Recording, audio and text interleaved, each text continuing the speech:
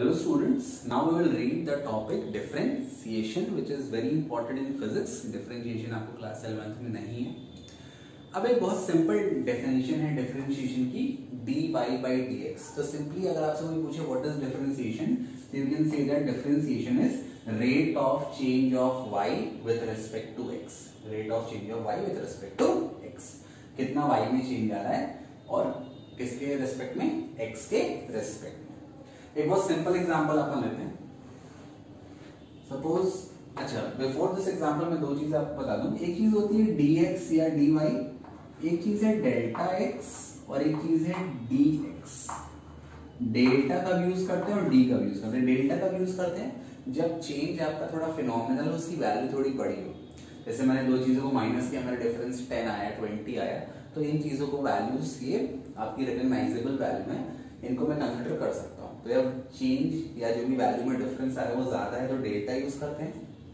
और जब चेंज बहुत ही छोटा हो, एक वर्ड होता है इनफिनिटेसिमल, वेरी स्मॉल, तब अपन क्या यूज करते हैं dx. मतलब मैंने दो चीज का डिफरेंस निकाला और सपोज डिफरेंस आया 0.00000001, तो वहां पे मैं क्या यूज कर लूंगा dx. ठीक है, I hope it is clear to you.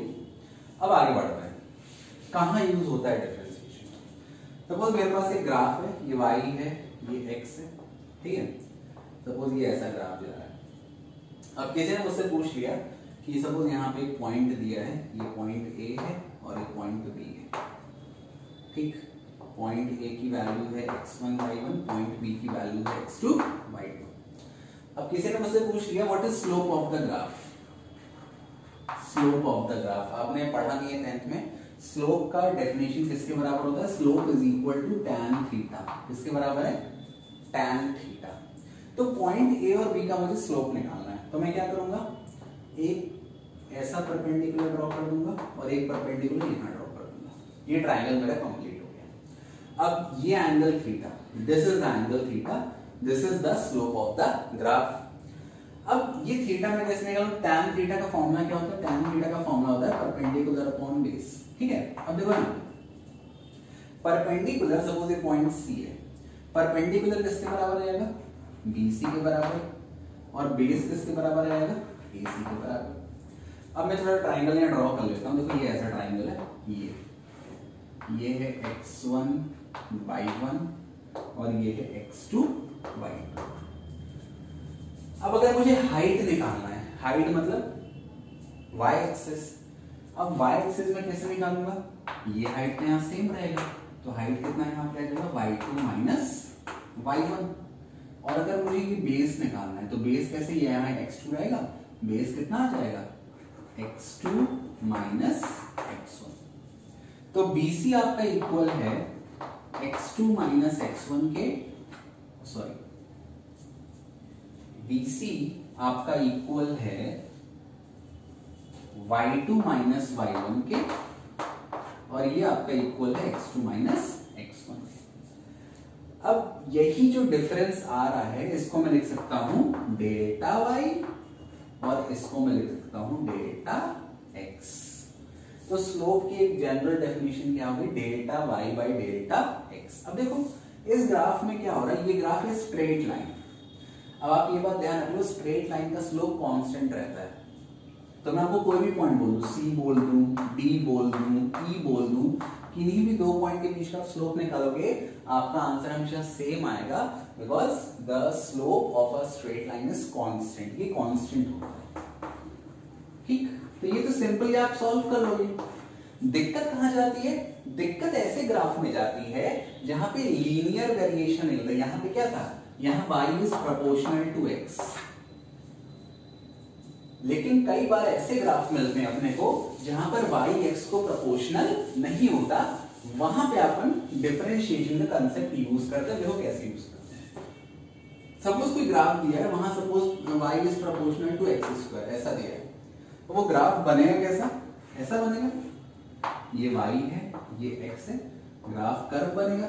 ठीक है, अब क्लास 9th में मैंने पढ़ाया था, अगर कोई कर्व दिया है, थोड़ा ये कर्व ज्यादा ऊपर हो गया, इसको अपन नीचे कर देते हैं, ऐसा कर देते हैं. क्लास 9th में आपने पढ़ा था, अगर आपको किसी पॉइंट पर आपको स्लोप निकालना है तो स्लोप कैसे निकालते हैं, टैंजेंट ड्रॉ कर देते हैं। टैंजेंट क्या होता है, ऐसा लाइन जो कर्व को केवल एक सिंगल पॉइंट पर टच करता है, वो टैंजेंट एक्स के साथ जितना एंगल फॉर्म करेगा वही स्लोप हो जाएगा। तो मान लो मुझे पॉइंट ए पर निकालना है, इसका पॉइंट ए का स्लोप निकालना है, तो ये मैंने टैंजेंट ड्रॉ कर दिया, ये थीटा एंगल आ गया, थीटा 1 दे दिया। मुझे बी पर निकालना है तो मैंने ये टैंजेंट ड्रॉ कर दिया, ये सपोज एंगल आ गया थीटा 2। तो स्लोप जनरली क्या हो रहा है, चेंज हो रहा है ना। अरे स्लोप का एक बहुत जनरल मीनिंग क्या है कि किसी भी लाइन का इंक्लिनेशन कितना है एक्स एक्सिस के साथ या किसी भी एक्सिस के साथ, that is what slope is. एक जनरल डेफिनेशन जो मैं बता रहा हूं।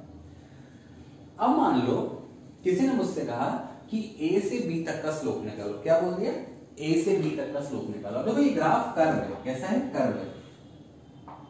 तो अगर मुझे इसके पहले मैंने ए से बी तक का स्लोप कैसे निकाला था, सपोज ए का वैल्यू है x1 y1, बी का वैल्यू है x2 y2। इसके पहले मैंने कैसे निकाला था, I have joined them by a straight line, और वो स्ट्रेट लाइन क्या थी, वो टैंजेंट ही थी भाई, ये जो स्ट्रेट लाइन है टैंजेंट ही। अब सपोज मैंने इस तरह से जॉइन कर दिया, अब स्लोप कैसे निकलेगा, टैंजेंट बना के। अगर मैं टैंजेंट बनाता हूं तो क्या ये टैंजेंट पॉसिबल है, नहीं, इसका टैंजेंट अलग बनेगा, इसका टैंजेंट अलग बनेगा, एक सिंगल टैंजेंट बन नहीं पाएगा और आपका ट्राइंगल भी कंप्लीट नहीं हो पाएगा। क्योंकि अगर आप ट्राइंगल बना दोगे तो फिर तो सीकेंट हो जाएगा, वो तो इंटरसेक्ट कर रहा है यहाँ पे 2 पॉइंट की। तो फिर क्या सोचा साइंटिस्ट ने कि अब हम इसको कैसे सॉल्व करें। एक तरीका ये पाया कि अगर हम इन पॉइंट्स को बहुत करीब ले आए, क्या कर दें, पॉइंट ए और पॉइंट बी जिसके बीच हमें स्लोप निकालना है, अगर हम उसे बहुत बहुत करीब ले आए, बहुत पास ले आए, जैसे ये मैंने इसको बहुत पास ले आया, ये टैंजेंट बन गया, ये ट्राइंगल बन गया। तो if we are bringing the 2 point very very close, bringing the 2 point very very close मतलब y2 minus y1 almost ये tends to 0 and x2 minus x1 almost tends to 0। तो उस केस में मैं स्लोप निकाल सकता हूं, ठीक है। अब मान लो मैंने दोनों पॉइंट्स को बहुत क्लोज ले आया, जब मैं इसको बहुत करीब ले आऊंगा तब फॉर्मूला फाइनली स्लोप का क्या हो जाएगा, स्लोप का फॉर्मूला हो जाएगा भाई y2 minus y1 upon x2 minus x1, ठीक है। ये पॉइंट है x1 y1 और इसका पॉइंट है x2 y2। अब देखो y2 minus y1 tends to 0, मैंने क्या बोला, जब डिफरेंस बहुत छोटा होता है तब अपन डेल्टा ना यूज करके क्या यूज करते हैं, d। तो ये हो गया dy और x2 minus x1 क्या हो गया, dx। यही फॉर्म करता है आपका डिफरेंशियल कोएफिशिएंट या डेरिवेटिव। अब यहां ध्यान देना, ये इतने छोटे पॉइंट हैं, इतनी ज्यादा छोटे पॉइंट है, वैल्यू इतनी ज्यादा छोटी है, मतलब आप हर एक पर्टिकुलर पॉइंट पर स्लोप निकाल सकते हो। आप ए पर निकाल सकते हो, आप बी पर निकाल सकते हो, आप सी पर निकाल सकते हो, आप बी पर निकाल सकते हो। You can find the slope at each end at every particular point. और ये क्यों पॉसिबल है, due to the advent of derivative. So ये होता है डेरिवेटिव। डेरिवेटिव कब यूज करते हैं, जब स्लोप आपका कांस्टेंट ना रहे, लगातार क्या होता रहे, चेंज होता रहे, ठीक है। आई होप डेरिवेशन वाला पार्ट इज क्लियर, ठीक है। ये मैथमेटिकल पार्ट है, 12th में आप इसको ज्यादा अच्छे से पढ़ोगे, ठीक। अगर मैं स्लो पढ़ाता हूं तो आप वीडियो का स्पीड बढ़ा दो टू 1.25 में, ज्यादा अच्छे समझ में आएगा। अब हम डिफरेंशिएशन के फॉर्मूले देखते हैं, ठीक। So now we will look into the different formulas of derivative. कुछ ही फॉर्मूले आपको याद करना, उसी पे आपका पूरा काम बन जाएगा 11th में, ठीक है। सबसे पहला फॉर्मूला है dy/dx, ठीक है। और यहां पर y क्या मैंने ले लिया, ऐसा ले लिया, d/dx ऑफ अ कांस्टेंट, ऐसा ले लिया। कांस्टेंट मतलब 1 2 3 4 5 ऐसा कोई भी नंबर, वो क्या होता है, 0। Differential coefficient of a constant क्या होता है, 0। कैसे, देख लो यहाँ पे ग्राफ में देख लो। सपोज ये y है, ये x है, ठीक है। y की वैल्यू सपोज मैंने ले ली 15। अब कांस्टेंट है मतलब x भले चेंज हो, इसकी वैल्यू हमेशा क्या रहेगी, सेम रहेगी। अब ये कैसा बन गया, straight line parallel to time axis. अगर straight line parallel to time axis है तो यहाँ थीटा कितना बनेगा, 0। यहाँ पर कोई भी एंगल फॉर्म नहीं होगा। तो अगर कोई भी चीज कांस्टेंट है तो उसका ग्राफ एक्स एक्सिस को पैरेलल चला जाएगा, वो एक्स एक्सिस के साथ कोई भी एंगल फॉर्म नहीं करेगा तो उसका थीटा 0 मतलब tan थीटा 0 मतलब स्लोप 0 या उसका डेरिवेटिव क्या हो जाएगा 0। इसीलिए dy by dx क्या होता है 0, कब, जब आपका वैल्यू क्या हो कांस्टेंट हो। जैसे मैंने सिंपल कह दिया d by dx ऑफ 15, तो ये आंसर क्या आएगा 0। ये पहला फॉर्मूला है। दूसरा फॉर्मूला सबसे इंपॉर्टेंट फॉर्मूला जो आपको ध्यान से पढ़ना है, रट लेना है, चाहे कुछ भी हो जाए। dy by dx of x to the power n, ये कितना होता है nx n minus 1।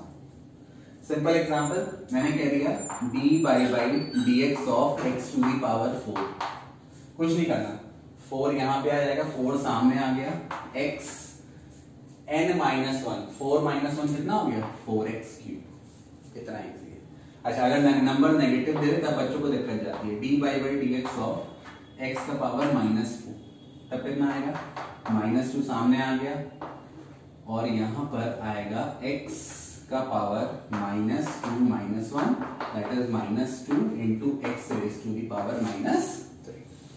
So this is the second most important formula that you are getting, ठीक है। फिर मैंने क्या दिया dy by dx of x का पावर 1/2 या √x बोल दिया, √x मतलब x का पावर 1/2, तो ये हो गया dy by dx of x का पावर 1/2, n की वैल्यू कितनी होगी 1/2 बाहर आ गया और x का पावर 1/2 - 1 कितना आएगा x का पावर -1/2 या 1/2 √x।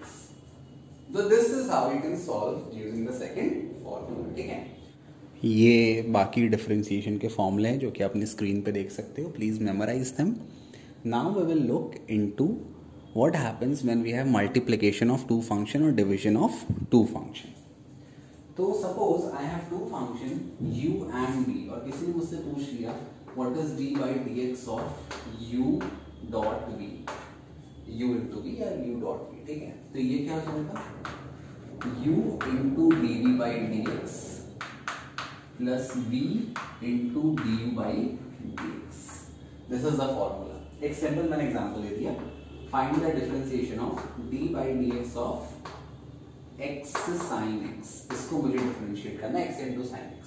तो कैसे करूंगा, पहले x बाहर d by dx of sin x plus अब sin x बाहर d by dx of x। अब यहाँ देखो x बाहर है, d by dx of sin x कितना होता है cos x plus sin x into ये dx कैंसिल हो गया, या d by dx of x is 1, ठीक है, 1 का मतलब है नहीं, तो ये आपका आंसर आ गया। अब नेक्स्ट जो फॉर्मूला है वो डिवीजन वाला फॉर्मूला है। अब किसी ने मुझसे पूछ लिया what is d by dx of u divided by v।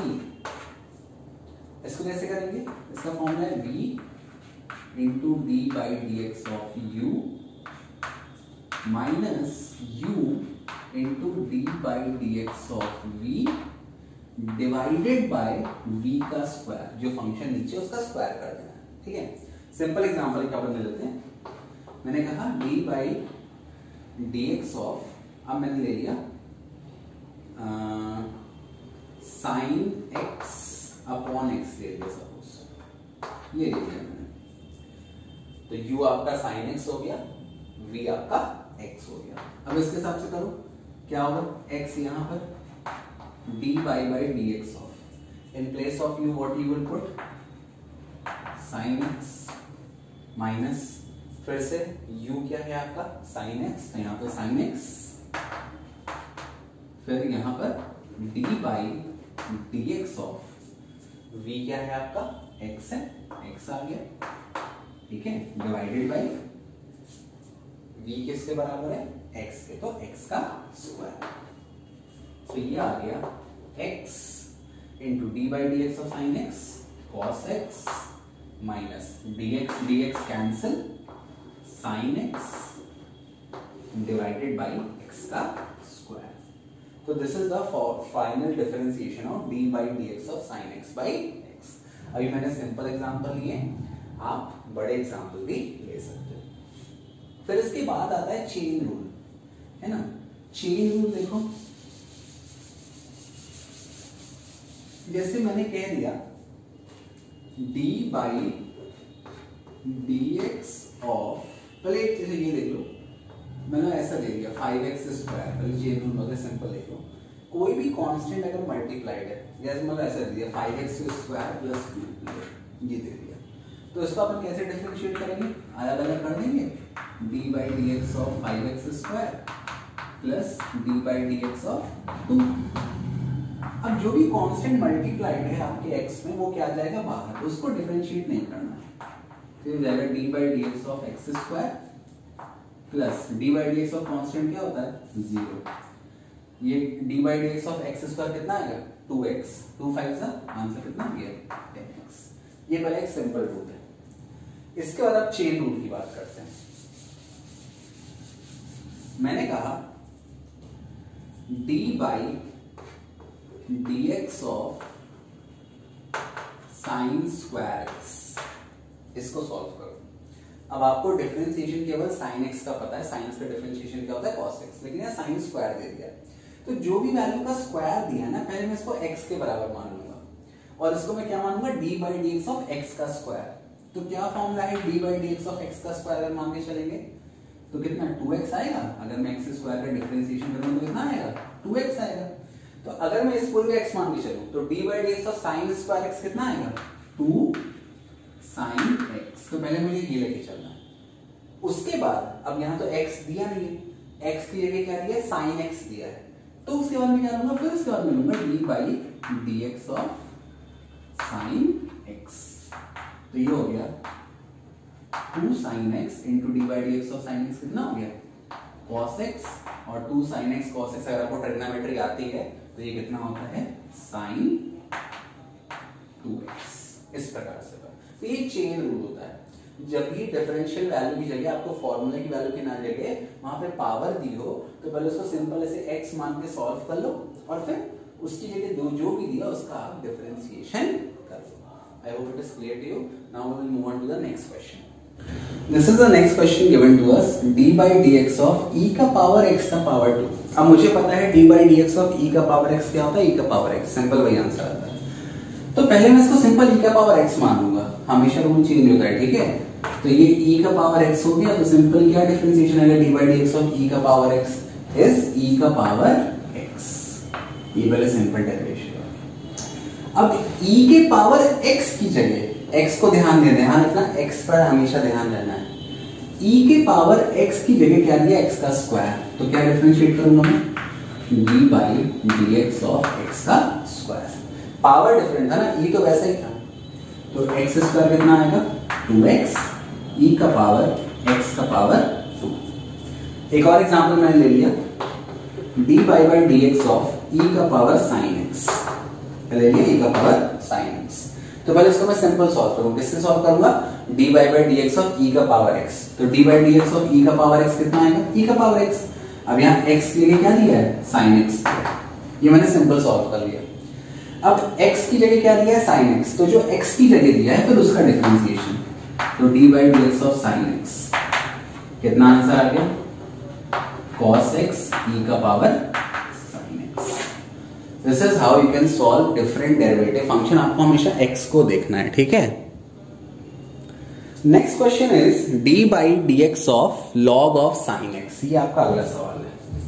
अब यहां ध्यान दो, log ऑफ sin x दिया है, तो सिंपल पहले मैं कौन सा फॉर्मूला यूज करूंगा d by d x of log x, क्या होता है d by d x of log x 1 by x, तो इसको पहले मैं सिंपली सॉल्व कर लूंगा, तो d by d x of log x की जगह दिया है sin x, तो ये आ गया answer 1 by sin x into d by d x of x की जगह क्या दिया है sin x, तो d by d x of sin x कितना होता है cos x upon sin x, कितना आंसर आ गया, sorry cos x upon sin x होता है cot x। So this is how you can differentiate d by dx of log sin x. Now next question is D by d x of sine of x square plus 1। अब यहाँ sign तो है but x ना देके x square plus 1 दे दिया है, तो पहले सिंपल सॉल्व करेंगे। What is D by d x of sine x? cos of x square plus 1, ठीक, cos x होता है तो उसके x square plus 1 into d by dx of what has been given in place of x, x square plus 1। अब इसका differentiation करो तो कितना आएगा? cos of x square plus 1 into d by dx of x square कितना आएगा? 2x, और d by dx of 1 कितना आएगा? 0। So this is how you can solve when sine function has a value different from x. Now see students, this question is a more complex question.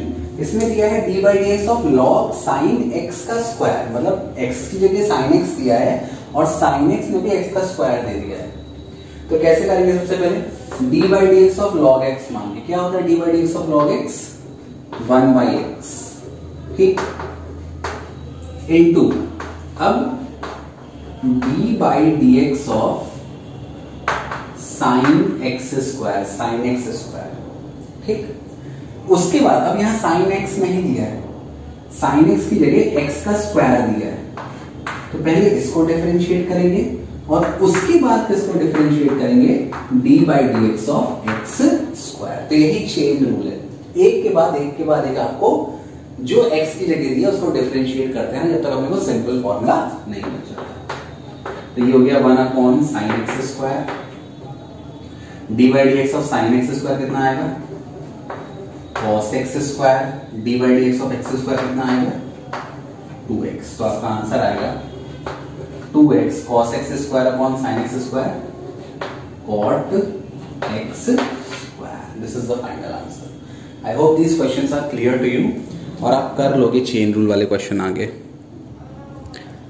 Next question is d by dx of e sin x square. सबसे पहले x की जगह दिया है sin x square और वो भी sin x नहीं x का स्क्वायर, तो पहले सिंपल कैसे करेंगे? d by dx of e का पावर x कितना आता है? e का पावर x, x की जगह क्या दिया है?